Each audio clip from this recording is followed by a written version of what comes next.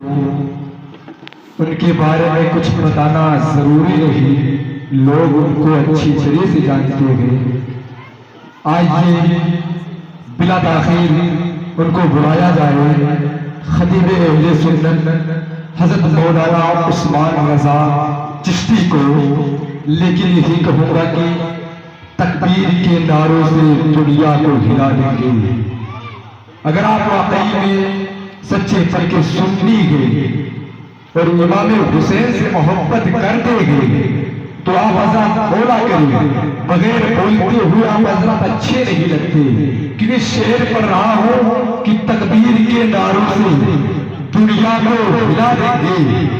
इस्लाम की अज़मत पर हम जान लुटा देंगे। तकबीर के नारों से दुनिया को हिला देंगे। इस्लाम की अज़मत पे हम जान लुटा देंगे। घर छेड़ा जहां वालों इस्लाम के शेरों को, घर छेड़ा जहां वालों इस्लाम के शेरों को हम 1400 बरस पहले कोहराम मचा देंगे। हम 1400 बरस पहले कोहराम मचा देंगे। अब आइए नारे तकबीर के छाव में हजरत का इस्तेमाल कर लिया जाए। जोरदार नारे लगे, नारे तकबीर। वो 313 था और एक जुमला बोल दूं, वो 72 थे तो लरसता था समाना। वो 72 थे तो लरसता था 22,000 का लश्कर। अब आज हम लाखों में किया करते हैं गुलामी। वो 313 थे तो लरसता था समाना। आज हम करोड़ों में किया करते हैं गुलामी। जोरदार नारे का जवाब दीजिए। नारे नारे रिसालत, नारे रिसालत। जिक्र शोहदाए करबो बला, शहीदे आज़म ख्वाजा का हिंदुस्तान, ख्वाजा का हिंदुस्तान। नारे तकबीर, नारे रिसालत। जीते जी इतना काम कर देंगे, हम जीते जी इतना काम कर देंगे। ये जिंदगी उनके नाम कर देंगे। हम जीते जी इतना काम कर देंगे कि जिंदगी उनके नाम कर देंगे। और जो भी दुश्मन है आला हजरत का, जो भी दुश्मन है आला हजरत का, उसका जीना हराम हराम कर देंगे। उसका जीना हराम कर देंगे।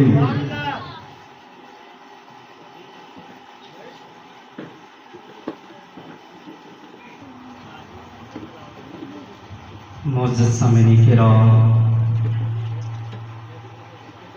मेरी इज़्ज़त माँ बहनें और मेरे बिरादान मिल्लत इस्लामिया, अस्सलामु अलैकुम व रहमतुल्लाहि तआला व बरकातुहू।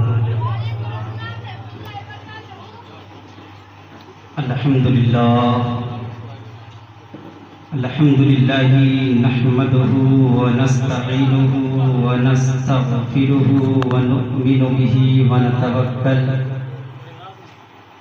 अलैहि व नऊज़ु बिल्लाहि मिन शुरूरि अंफुसिना व मिन सय्यिआति अमालिना। मन यहदिहिल्लाहु फला मुदिल्ल लहु व मन युद्लिलहु फला हादिय लहु। ونشهد أن لا إله إلا الله وحده لا شريك له ونشهد أن محمدا عبده ورسوله صلى الله عليه وسلم. فقد قال الله تبارك وتعالى في القرآن المجيد والفرقان الحميد. أعوذ بالله من الشيطان الرجيم. بسم الله الرحمن الرحيم. وما أرسلناك إلا رحمة للعالمين. صدق الله وصدق الله مولانا العظيم وصدق رسوله النبي الأمير المكين الكريم ونحن على ذلك لمن الشاهدين والشاكرين والحمد لله رب العالمين. हज़रात, आइए बिला ताख़ीर टाइम को ना बर्बाद करते हुए सबसे पहले जनाब अहमद मुस्तफ़ा मोहम्मद मुस्तफ़ा सल्लल्लाहु अलैहि वसल्लम की बारगाह अक़दस में अपनी गुलामी का सबूत पेश करते हुए पढ़ें दरूद पाक। अल्लाहुम्मा सल्ली अला सय्यिदिना व मौलाना मुहम्मद व बारिक वसल्लिम सलातुम व सलामुन अलैका या रसूलुल्लाह सल्लल्लाहु अलैहि वसल्लम। हज़रात, सारी बातें आप हज़रात जानते हैं। आज की तारीख में अहले बैत अतहार की बातें होनी चाहिए, लेकिन अहले बैत अतहार की बात आपके खतीब व इमाम आपके सामने मौजूद हैं, वो करेंगे। मैं थोड़ा उसके हट के अहले बैत अतहार के जो सरबराह हैं मेरे नबी सल्लल्लाहु अलैहि वसल्लम, मैं उनकी कुछ बातें करूँगा। एक शेर पेश करता हूँ, फिर उसके बाद मैं अपना जिस वजह से मैं कुर्सी खिलाफत पर बैठा हूँ वो चीज़ बयान करता हूँ। एक बार और दरूद पाक पढ़ें, अल्लाहुम्मा सल्ली अला सय्यिदना मौलाना मुहम्मद व बारिक वसल्लिम सलातु व सलाम अलैका या रसूलुल्लाह सल्लल्लाहु अलैहि वसल्लम। हर इब्तिदा से पहले हर इंतहा के बाद, हर इब्तिदा से पहले हर इंतहा के बाद ज़ाते नबी बुलंद है ज़ाते खुदा के बाद। हर इब्तिदा से पहले हर इंतहा के बाद ज़ाते नबी बुलंद है ज़ाते खुदा के बाद। और दुनिया में एहतराम के काबिल हैं जितने लोग, दुनिया में एहतराम के काबिल हैं जितने लोग, मैं सबको मानता हूँ मगर मुस्तफा, मैं सबको मानता हूँ मगर मुस्तफा के बाद। अब अगला शेर वो पढ़ने जा रहा हूँ जो मलिक मुवक्किल के हमारे साथी और बराती के हर बच्चे की ज़बान पे वो शेर आता जाता है। और ये जो 10 दिन का मौसम आता है इसमें तो हर कोई उस शेर को गुनगुनाता रहता है। उस शेर को पेश करने से पहले एक मरतबा मचल के बोले या रसूल अल्लाह। हर इब्तिदा से पहले हर इंतहा के बाद ज़ाते नबी बुलंद है ज़ाते खुदा के बाद। दुनिया में एहतराम के काबिल हैं जितने लोग, मैं सबको मानता हूँ मगर मुस्तफा के बाद। और कत्ले हुसैन असल में मर्गे यजीद है, इस्लाम जिंदा होता है, इस्लाम जिंदा होता है हर करबला के बाद। थोड़ा गुजारिश है कि भाई इको कम कर दिया जाए, आप हजरात से गुजारिश है कि जो जानता है थोड़ा इको कम कर दिया। आज मैं उस नबी की बात करने वाला जिसके नवासे ने इस दीन को बचाने के लिए अपने पूरे घर को लुटाया है। आज मैं उस आखिरी ज़मा की बात करने वाला हूं कि जिसके नवासे ने अपना सर कटा डाला, किसको करने के लिए, इस दीन को फैलाने और बचाने के लिए। और जब उनके नाना को दीन फैलाना था तो उनके नाना कभी सूरज को डुबाया करते थे और कभी सूरज को, डूबे हुए सूरज को निकाला करते थे, कभी चांद के 2 टुकड़े क्या करते थे। हमने तो बारहा सुना होगा कि लोग बताए होंगे नबी ने चांद के 2 टुकड़े कैसे किए थे, लेकिन मैं आपके सामने आज तफसील के साथ गुफ्तगू करने वाला हूँ कि मेरे नबी ने चांद के 2 टुकड़े कैसे किए, मेरे नबी ने चांद के 2 टुकड़े किस वजह पे किए। आपको मैं बताऊं, नबी के दुश्मने को जो मास्टर माइंड लोगों में से था अबू जहल, उसका एक साथी हबीब यमनी था। उसने अब अपने साथी हबीब यमनी को एक खत लिखा। उस खत में क्या लिखा, मैं उस खत में लिखा कि ए मेरे दोस्त, जैसे मेरा खत तुम्हारे पास पहुंचे तुम तुरंत मक्के में चले आना। उस खत में ये लिखा हुआ था कि ए मेरे प्यारे भाई, ए मेरे बचपन के साथी, ए मेरे बचपन के हमसफर हबीब यमनी, जैसे मेरा लेटर तुम्हारे पास पहुंचे तुरंत तुम अपना कारोबार छोड़कर तुरंत तुम मक्के शरीफ चले आना। अब ये खत हबीब यमनी के पास पहुंचता है। जैसे पहुंचना था तुरंत अपना सफर को शुरू करते हैं। शुरू करने के बाद मक्के में आना चालू कर देते हैं। मक्के की सरहद पर अभी नहीं पहुंचते हैं, उससे पहले अबू जहल जाके मक्के की सरहद पर पहुंच जाता है और अपने हाथ में थोड़ा सा रुई लेकर खड़ा रहता है। हबीब यमनी का इंतजार करता है कि हबीब यमनी मेरा साथी कब आए, हबीब यमनी मेरा दोस्त कब आए। इतने में हबीब यमनी का जलवा नजर आता है, इतने में हबीब यमनी नजर आते हैं। जब हबीब यमनी नजर आते हैं तुरंत सवारी से नीचे उतारता है। उतारने के बाद कहता है ए मेरे भाई तुम कैसे चले आए, ए मेरे भाई तुम कैसे चले आए। हबीब यमनी कहते यार जैसे तुम्हारा खत पहुंचा मैं तुरंत अपना कारोबार छोड़ा, मैंने तुरंत तुम्हें तुम्हारे पास चले आया हूँ। अबू जहल कहता है अच्छा चला आया है तो ये ले थोड़ा रुई अपने कान में डाल दे। जब रुई का शब्द हबीब यमनी ने इस्तेमाल किया है, जब रुई का शब्द अबू जहल ने इस्तेमाल किया है तो हबीब यमनी कहता है यार ये रुई में किस लिए डाल दूं। तो अबू जहल कहता है यार मैं जिसके लिए तुझे बुलाया हूँ, जिसका इलाज करने के लिए तुझे बुलवाया हूँ, मैं तुम्हें बता दूं हबीब यमनी जो था ये एक हकीम था, एक डॉक्टर था, उसको हर तरीके से इलाज करना आता था। अबू जहल ने कहा लिए बुलवाया हूँ यार, मैं तुझे इलाज करवाने के लिए बुलाया हूँ। अभी मैं यमनी कहता है मुझे किसकी इलाज करनी है? तब अबू जहल ने कहा था यार रिश्ते में तो भतीजा लगता है, नाम मोहम्मद है, लेकिन बातें बड़ी बड़ी करता है, बड़ी अजीब अजीब बातें करता है, मेरी खुदाओं को बुरा भला कहता है, हमारे खाने को बुरा भला कहता है। अभी मैं यमनी से कहता है ये लो तुम अपने कान में ये रुई डाल दो, वरना उसके कानों में अगर तुम्हारी उसकी आवाज जाएगी तो तुम उसकी बोली बोलने लग जाएगा करोगे, उसकी बोली तुम बोलने लग जाया करोगे। अबे भाई यमनी ने कान में रुई डाली, डालने के बाद अबू जहल से कहता है यार बात तो बताएगा। फिर अबू जहल कहता है चल घर चल के बात करते हैं। अभी भाई यमनी को घर ले जाया जाता है। फिर अभी भाई यमनी कहता है तू बता बात क्या करनी है, आखिर मामला क्या है? तब अबू जहल ने कहा था यार उसका इलाज करना है, तू उसका इलाज कैसे करेगा? अभी भाई यमनी कहता है उसको बुला, मैं उसकी कलाई पकड़ के उसका इलाज करूंगा। आप डॉक्टर से पूछेंगे, आप डॉक्टर के यहाँ जाते होंगे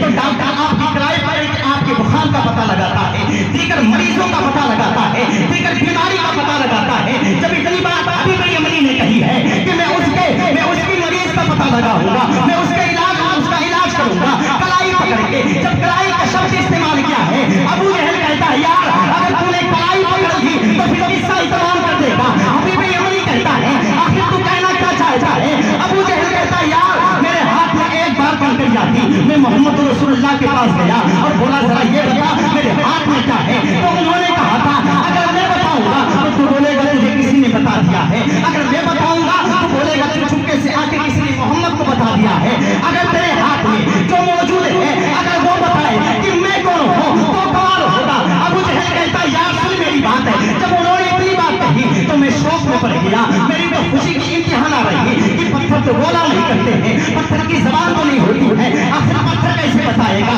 कि ये कौन है? फिर इतना जब बात हो गया अभी अबू जहल कहता है कि उन्होंने कहा अपने कान के पास अपनी हथेली लगा और लगाने के बाद सुन वो क्या कहती है।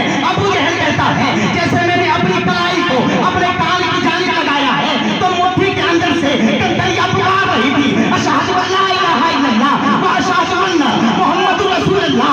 इतनी बात जिसे सुनी है वो कहता है कलाई मत पकड़ना वरना हाथ यहाँ पकड़ता है और अपनी रहमत में ले जाके छोड़ दिया करता है। नारे रिसालत, नारे रिसालत, जिक्रे शोहदाए कर्बो बड़ा, शहीदे आज़म, ख़ाजा का हिंदुस्तान, नारे तकबीर। अरे वाह वाह वाह माशाअल्लाह माशाअल्लाह। क्या बोला? कलाई मत पकड़ना वरना काम ही तमाम कर देगा। ये कौन बोल रहा है हज़रत? ये दुश्मन बोल रहा है और दुश्मन अपने दुश्मन की कभी नहीं तारीफ करता है। ये दुश्मन बोल रहा है कि अगर तुमने कलाई पकड़ के उसका इलाज करना चाहा तो काम ही तमाम कर देगा। फिर हबीब यमनी कहता है अच्छा ये कलाई तो नहीं पकड़ सकता हूं लेकिन तू उसे बुला, मैं उसके आंख में झांक के देखूं। जब इतना इस वर्ड का प्रयोग किया है ना हबीब यमनी ने कि मैं उसके आंख में झांक के देखूंगा, तब अबू जहल कहता है यार अगर आंख से आंख मिल गई तो किस्सा ही तमाम है। यार जो एक बार देख लेता था वो कुर्बान हो जाया करता था। वो हबीब यमनी कहता यार तो इस तरह क्यों कह रहा है? न कलाई पकड़ने दे रहा है न आंख से आंख मिलाने दे रहा है। फिर अबू जहल कहता है यार उसका एक नाम बिलाल है जिसको पूरी दुनिया बिलाल हबशी के नाम से जानती और पहचानती है। बिलाल की नजर एक बार इसके नजर से टकरा गई थी, बिलाल को पूरे मक्के वालों ने मारा। मक्के की दूरी की बात है, मैंने बिलाल को पूरे मक्के के गली गली में मारा है, दौड़ा दौड़ा के मारा है, सलिया गर्म करके उसकी पीठ हिला दी है। लेकिन बिलाल की नजर जबकि इसकी नजर से टकराई है, मोहम्मद की नजर से टकराई है, ये दुनिया छोड़ने तैयार है ना कि मोहम्मद का दामन छोड़ने के लिए तैयार है। ये होता है इसने कहा ना कि ना कलाई पकड़ के देख सकता है ना आंख से आंख मिला के देख सकता है। हबीब यमनी कहता अच्छा चल मैं उसकी खुशबू सुन के उसका इलाज करूं। और जब खुशबू की बात आई है ना कहता है यार खुशबू अगर सुन लेगा तो 7 पुश्तों तक तुम्हारी उनके पसीने की खुशबू में। कितने पुश्तों तक? कुछ आप भी बोलेंगे मेरा मामला क्या है कि मैं अगर कहूं चमक तुझसे पाते हैं सब पाने वाले तो आप क्या कहें मेरा दिल भी चमका दे, मेरा दिल भी चमका दे चमकाने वाले। वो कहता है यार अगर तूने खुशबू सूंघ ली ना तो फिर सांस कुछ तो महकता रहेगा। वो कहने लगा यार ऐसी क्यों बात कर रहा है, भुला तो सही। वो कह रहा भुलाने की क्या बात है, जिस गली से ये गुजर जाया करता है एक हफ्ता तक वो गलियां महका करती है। पसीने का कमाल ये था कि जिस गली से गुजर जाया करते थे वो गलियां महका करती थी। वो कहने लगा अगर तुझे यकीन नहीं है ना तो जब वो आएंगे तो आजमा लेना, जब वो आएंगे तुम तजुर्बा कर लेना। वो दो चार घर दूर रहेंगे लेकिन उनकी खुशबू जो रहेगी सबसे पहले हमारे और तुम्हारे नाक इतने खुशबू वाले थे।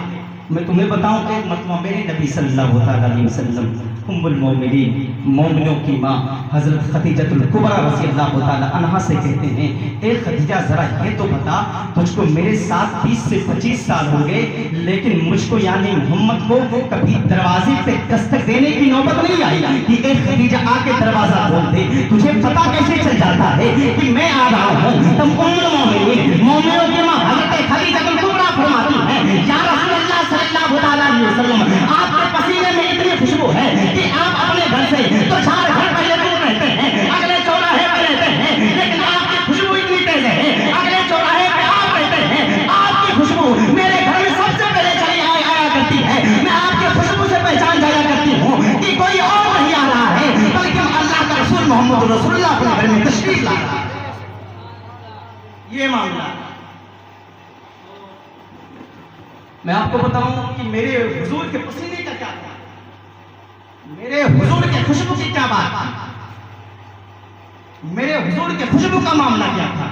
जब हुजूर अपनी माँ के शिकम में थे ना, जब हुजूर अपनी माँ के शिकम में थे हजरत आमिना जिस हाथ पर जिस चीज पर अपना कलाई रख दिया करती थी वो चीज महकने लग जाया करता था। हुजूर के वालिद जब हुजूर अपनी वालिदा के शिकम में थे 2 महीने के हुए थे तभी हुजूर के वालिद हुजूर के बाप हज़रत अब्दुल्ला का विसाल आ गया। 4 से 5 महीने का अरसा गुजरा तो मक्के में बातें होने लगी। किस तरह की बातें होने लगी, इस तरह की बातें होने लगी क्योंकि मक्के का अरब कंट्री का एक दस्तूर था कि अगर किसी का शोहर इंतकाल हो जाए, अगर किसी के शोहर का इंतकाल हो जाए तो उसकी बीवी को उसकी वाइफ को 2 साल तक या 1 साल तक शोक मनाना है। यानी शोक कैसा मनाना है, गम कैसा मनाना है, नए कपड़े नहीं पहनने हैं, खुशबुएं नहीं लगानी है, इतन नहीं लगाने हैं, श्रृंगार नहीं करना है। इस तरह के शोक मनाना रहता था, इस तरह का गम मनाना रहता था। लेकिन अगर कोई बात किसी मौका में हो जाए तो हर घर में वो बात हो जाती है।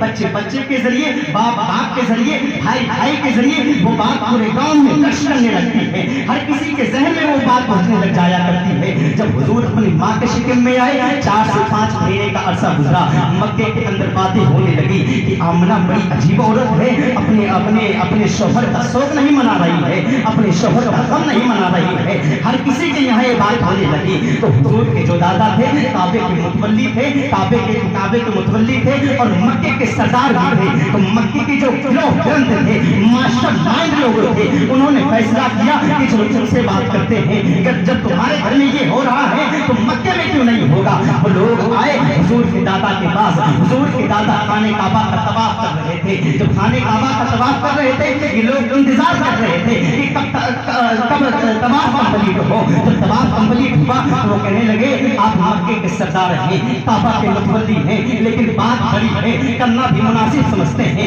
करना भी मुनासिब समझते हैं। हजरत सरकार के दादा हजरत अब्दुल मुत्तलिब कहते हैं आपकी बात क्या है, कहना क्या चाहते हो, डरते क्यों हो, खुल के बोलो। तब लोगों ने कहा था कि ये बताओ आपके छोटे बेटे हजरत अब्दुल्ला का विसाल हुए कितना दिन हो गया है। सरकार के बाप हजरत अब्दुल्ला जो थे वो 10 भाइयों में सबसे छोटे थे, उनका इंतकाल हुए कितना दिन हो गया है। तो सरकार के दादा ने हजरत अब्दुल मुत्तलिब ने कहा था 4 से 5 महीने का अरसा गुजर गया है। तो उन्होंने कहा अच्छा ये बताओ क्या ये मक्के का दस्तूर नहीं है, क्या ये अरब का दस्तूर नहीं है कि अगर किसी के शौहर का इंतकाल हो जाए, अगर किसी का शौहर मर जाए तो उसकी वाइफ जो होती है तो उसे 1 साल तक का शोक मनाती है, तो उसे 1 साल तक का गम मनाती है। वो कहने लगे हाँ मनाती है। तो फिर वो कहते हैं फिर आपकी बहू बेटी आमिना उनका शोक क्यों नहीं मना रही है, अब्दुल्ला का गम क्यों नहीं मना रही है। जब इतनी बात सुनती है, अगर कोई हमारी और आपकी बहन बेटी को पूरी भली बात कहता है, आपकी बहू को पूरी भली बात कहता है तो हमारा दिमाग जो होता है गर्म हो जाता है। जब इतनी बात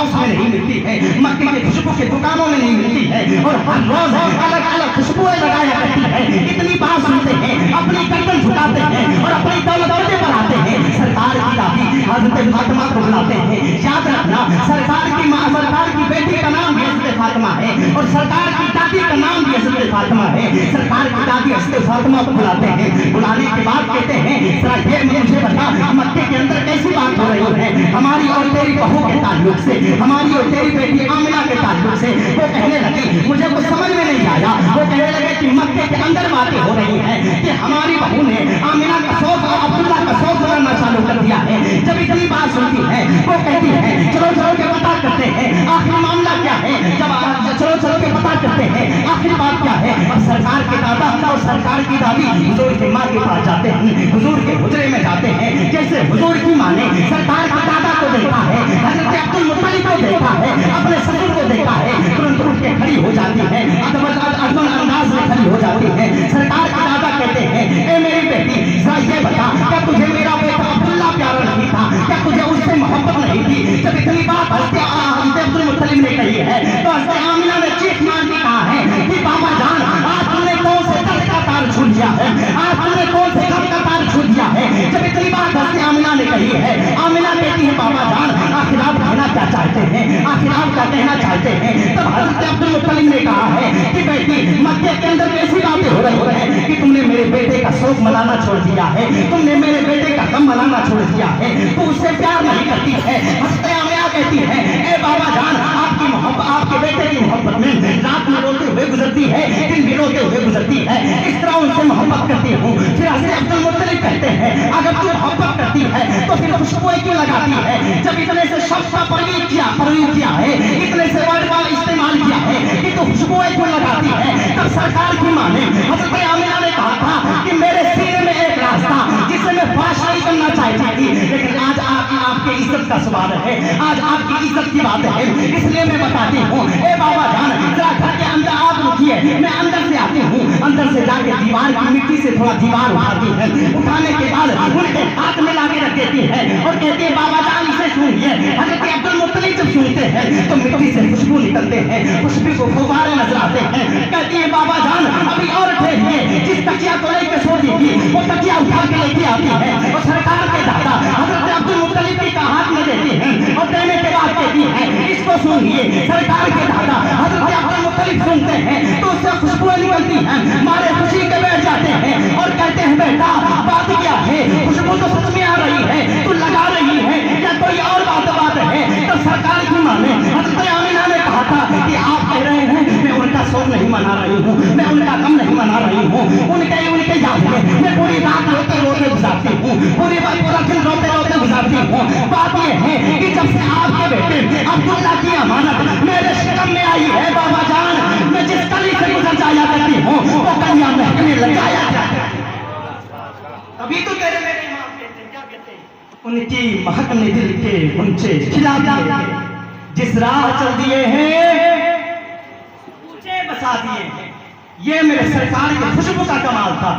अब मुझे कहता, यार अगर खुशबू सूंघ लेगा ना तो फिर किस्सा ही तमाम है। अब सुनना उसके दोस्त हबीब यमनी का था।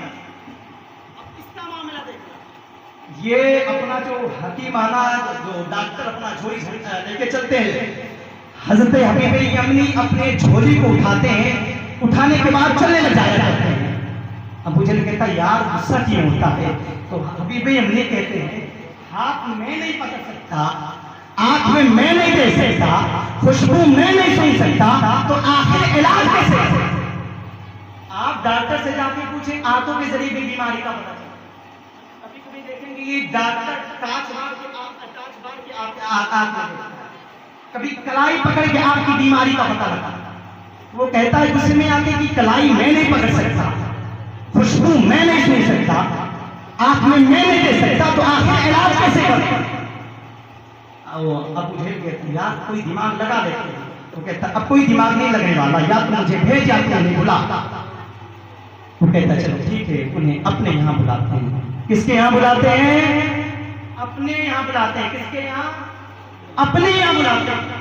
शायद ने कहा है कि सुना है आप हर आशिक के घर तशरीफ लाते हैं, मेरे घर में भी हो जाए मेरे घर में भी हो जाए। कहता है चलो उनके यहाँ, आपने यहाँ बुलाते हैं। अब मुख्तसर 5 मिनट में बयान कर देता हूँ। हुजूर को अबू जहल के यहाँ बुलाने की प्लानिंग की गई। तो मक्के के अंदर बातें होने लगी कि दीन के सरबराह अपने दुश्मन अबू जहल के यहाँ जा रहे हैं। अबू जहल का असल नाम अमर बिन हिशाम है, लेकिन हुजूर ने एक मर्तबा अबू जहल के दिया था। पूरी दुनिया आज असल नाम भूल गई। अबू जहल के नाम से पूरी दुनिया जानती और पहचानती है। और हुजूर ने एक बार हज़रत अबू हुरैरा कह दिया था, पूरी दुनिया आज हज़रत अबू हुरैरा के नाम से जानती और पहचानती है। मामला क्या हुआ कि उन्हें अपने यहाँ बुलाते हैं। अपने यहाँ बुलाने का मामला ये हुआ, अबू जहल अपने दोस्तों से कहता है, उतबा से कहता है, शैबा से कहता है कि जब वो आते हैं तो तुम लोग उनकी इज्जत के लिए, उनकी ताज़ीम करने के लिए तुम लोग खड़े हो जाया करते हो, लेकिन तुम्हें खड़ा नहीं होना है। उन्हें उनकी औकात याद दिला देनी है कि उनकी औकात याद दिला देनी है कि उनकी इज्जत कितनी है। लेकिन इसे पता नहीं था कि आखिर पाला किससे पड़ा है, इसका पंगा ये किससे ले रहा है। गालियां तो नबी दो जहां है, हुजूर सल्लल्लाहु अलैहि वसल्लम जिनके सदके में अल्लाह रब्बुल इज्जत ने कायनात का वजूद बख्शा है, ये वो है। ये मामला क्या हुआ, इन्हें अपने यहाँ बुलाया करते हैं। जब हुजूर को अपने यहाँ बुलाने का प्लान हुआ, हुजूर के दिल में थोड़ा सा रंजीदा पैदा हुआ। इतने में जिब्रील अली पैगाम लेके आते हैं कि हुजूर टेंशन ना लीजिए, पाक परवरदिगार आलम फरमा रहा है, भले ही डर उसका है लेकिन चर्चा आप ही का होने वाला है, जिक्र आप ही का होने वाला है। हुजूर खुश होते हैं। इधर ये प्लानिंग करना है कि किसी को उठना नहीं है, उधर पाक परवरदिगार आलम है, जिब्रील को बुलाता है। जिब्रील कहते हैं जी रब्बे ज़लील क्या कर रहे हो। हुजूर अल्लाह हुक्म का इंतजार है, बस हुक्म कर दीजिए। अल्लाह रब्बुल इज्जत फरमाता है कि ए जिब्रील जा लीजिए अबू जहल के घर चले जाना। वो कहता है कि जब मेरा नबी उसके घर आएगा तो किसी को उठना नहीं है, लेकिन जिब्रील जितने उसके घर में आदमी होंगे, हर एक आदमी के पीछे एक एक फरिश्ता के खड़े कर देना और अबू जहल के पीछे तुम खुद खड़े हो जाना। जैसे मेरा नबी उसके घर पे कदम रखेगा, अबू जहल तेरी जिम्मेदारी है अबू जहल का कान पकड़ना और उसको उठा के उसकी जगह से खड़े कर। अब इधर ये मामला हुआ, हुजूर को बुलाने का प्लान हुआ। हुजूर आ गए। ये लोगों से 10 बार बता चुका, क्या बताया कि इनके ताज़ीम के लिए उठना नहीं, इनकी इज्जत करने के लिए उठना नहीं। उठने की ना बात आई, लेकिन उठता कैसे? क़याम ताज़ीमी तो रब करवाता है, क़याम ताज़ीमी तो रब करवा रहा है। हुजूर सल्लल्लाहु अलैहि वसल्लम जैसे अपने चंद सहाबा के साथ उसके घर पे आते हैं, तो अपने उसके घर पे आते हैं, अभी चौखट पे कदम रखते हैं। अबू जहल उतबा को गोली मार रहा है, उतबा शैबा को गोली मार रहा है कि उठना नहीं है, उठना नहीं है, उठना नहीं है। लेकिन जैसे हुजूर ने अपना कदम रखा है, अल्लाह की मोहब्बत को देखो कि अपने हुजूर से किस तरह मोहब्बत करता है। अबू जहल के कान को पकड़ा है, जिब्रील अमीन ने उठा के खड़ा कर दिया है। हुजूर अपनी जगह पे आके बैठते हैं, हुजूर अपनी जगह पे आके बैठते हैं। और सबसे अबू जहल का मुंह देख रहे हैं, उतबा अबू जहल से मेरा है, खड़ा क्यों हो गया? शेख अबू जहल से मेरा है, खड़ा क्यों हो गया? तो लोग अबू जहल कहता है यार मुझे खुद पता नहीं चला मैं कैसे खड़ा हो गया। इतने में हुजूर फरमाते हैं ए जिब्रील इसका कान छोड़ दे। जैसे हुजूर ने इतनी बात कही है, जिब्रील अमीन ने उसके कान को छोड़ा है, अबू जहल धड़ाम से गिरता है। जब हबीब अमीन ने इतनी सी बात देखी है, आके हुजूर के कदमों में कहता है हुजूर मैं मान गया हूँ कि सच्चा कौन है और झूठा कौन है। झूठा इसे खुदा ने बनाया है और सच्चा अल्लाह ने आपको बना के इस दुनिया में भेजा। हबीब अमीन ने कहा कि इसके तसल्ली के लिए आप कुछ ऐसा काम करिए कि जिसे मैं यकीन करूं आप अल्लाह के नबी हैं और ये भी यकीन करिए अल्लाह के नबी। हबीब अमीन ने कहा कि मुझे पता है कि जो जादूगर होता है, अबू जहल हुजूर को जादूगर कहता था, नबी नहीं तस्लीम करता था। अबू जहल का प्लान था कि ये जादूगर हैं और अपनी जादू से हर चीज करते हैं। तो वो कहता है कि मैं जानता हूं कि जो जादूगर होता है उसका जादू आसमान में नहीं चलता, जो नबी होता है उसका मौजज़ा आसमान में हुआ करता है। तो मैं ये चाहता हूं कि आप चाँद के 2 टुकड़े करें। हुजूर से इतनी बात उसने कही है, फिर उसके बाद एक बात उसने और कही है कि जो नबी होता है वो गैब की बात जानता है। अभी ईमान नहीं लेके आया, ये एक ना ईमान लाने वाले शख्स का वाकया बता रहा।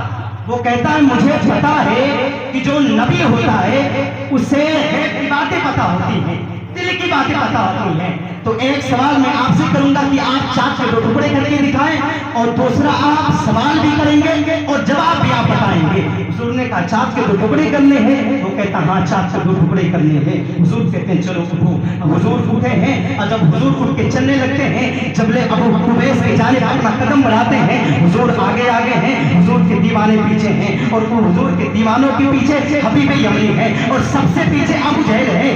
अबू जहल से एक लड़का कहता है चाचा आखिर मामला क्या है? अबू जहल अपना कदम नीचे झुकाए हुए, अपना अपना अपना गर्दन नीचे झुकाए हुआ था। अबू जहल कहता यार ये जो कह देता है ये करके दिखा देता है, अगर चाँद को 2 टुकड़े करने की बात की है तो ये चाँद को 2 टुकड़े कर देगा। हुजूर जबले अबू कुबैस पे पहुंचते हैं और हबीब यमनी से कहते हैं, और वक्त तब तक बता दूं वो वक्त दोपहर का था, उस वक्त चाँद नहीं था बल्कि ये सूरज नजर आ रहा था, ये सूरज नजर आ रहा था। हुजूर ने अपना अंगुष्ठे नबूवत उठाई है, उठाने के बाद इशारा किया है, निकला हुआ सूरज डूब जाता है, चाँद निकल आता है। फिर हुजूर हबीब यमनी की जानिब देखते हैं, देखने के बाद कहते हैं करूं टुकड़े। हबीब यमनी कहता है कि टुकड़े कर दीजिए। अब अंगुष्ठे नबूवत की ताकत देखिए, उंगली का इशारा करते हैं, उंगली का इशारा ही करना था कि चाँद को टुकड़े में तकसीम हो जाता है, एक पूरब की जानिब गिरता है, एक पश्चिम की जानिब जाती गिरता है। तभी तो सरकार आला से निशान सुनाते हैं चाँद शक हो पैर बोले जाने सदा करे पारा अल्लाह मर जाए आलम। यही हुजूर ने चाँद के 2 टुकड़े किए अल-मुक़्ज़र। फिर दूसरा सवाल जो उसने कहा था कि सवाल आप भी करेंगे जवाब आप। हुजूर ने कहा था कि तुम्हारे दूसरा सवाल ये है कि तुम्हारी एक बेटी यमन में रहती है जो हाथ से